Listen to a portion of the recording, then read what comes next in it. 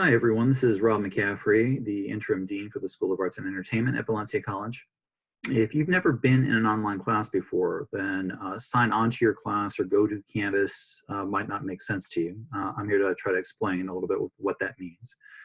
So obviously online classes are accessed through an online system. Web browser is the most common way.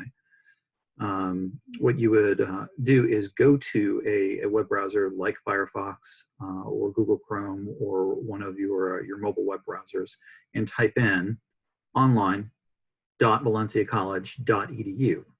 And that will take you to the place where you'll actually sign in to get to your class. Now, if you've never created a set of Atlas credentials before, then a first step is instead to type in atlas.valenciacollege.edu and go to the Atlas site first. If it's your very first time doing so, you use your student ID, your VID, to create an account and create a set of Atlas credentials.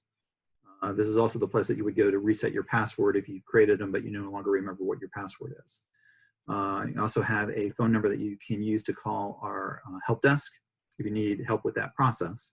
But assuming you don't, then you visit that original site, that online.valenciacollege.edu, and you're going to see a sign-in page similar to what we're seeing here.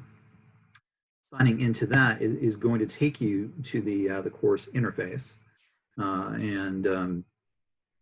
Typically you're going to wind up in what's called the dashboard. You've got an interface over here to navigate.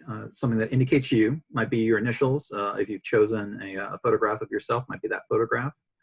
The dashboard tab, what we're seeing currently, course tab, calendar tab, mail tab or message tab, an open source place called the Creative Commons, and a help.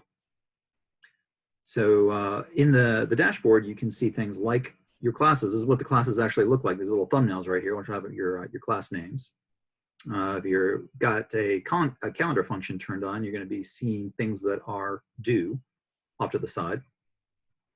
And to get into one of the classes, you're just going to drift over one of the thumbnails and click it. That is going to take you inside of a class interface. You'll get an indication over here in this navigation bar that you're in a different place. We're no longer on dashboard. We are now inside of a course. There are many different ways to build courses, so yours might not look like this. And I'm also in a teacher view rather than a student view, so it's going to look different regardless.